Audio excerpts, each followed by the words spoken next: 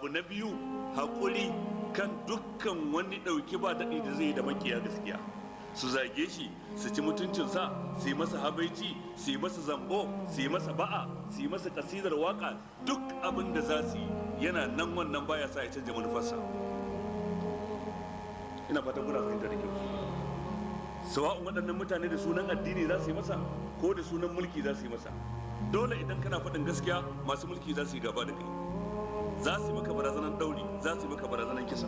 Dole in kana faɗin gaskiya malamai 'yan bid'a wanda suka mayar da bid'a abinci, kai kuma kana rushe ta, za su yi faɗa da kai dan kana rushe kantunan gidansu ne,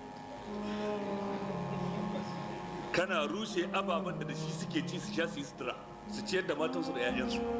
Da haka dole sai sun yi gaba da kai, sai sun yi ma kowane irin zambo da kowane irin sharri, sai sun yanke ma hukunci ba a kotun Allah ko ta manzan Allah ba, a kotun su ta bid'a su ce jinin ka ya halatta, su kafirta ka, su bid'antar da kai bayan su suke kafirci, su suke bid'a.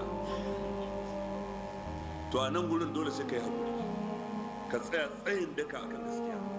Shine Allah ce waja'alnahum a'immatan yahduna bi amrina lamma sabaru wa kanu bi ayatina yuqinun.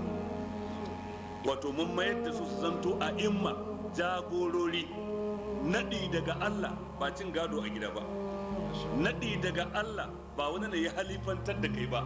Ja'alnahum a'imma, mun mayar da su jagorori, yahduna bi amrina, suna shiryar da mutane da umarninmu, abinda muka ce shi za su ce, abinda Allah ya saukar cikin wahayi shi suke faɗa wa mutane, ba shaci faɗi ba, ba tatsuniya ba, ba mafarki ba.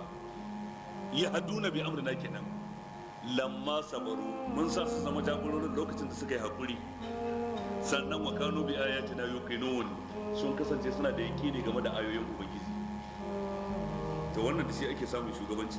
In ka ce sai ka shugabanci mutane da karfi dan babanka ya nada ka ko dan wani ya halifantar da kai, wallahi tallahi ƙarya kake, ba za ka ci nasara ba. Yadda za a kai kima a cikin zukatan mutane, sai dai su bi ka dan su yi ma kara, a raka gawa kushewa kafin ta mutu a dawo a cigaba da nasa harkokin, abin da kawai ake maka kenan. inna ibrahima kana ummatan qanitan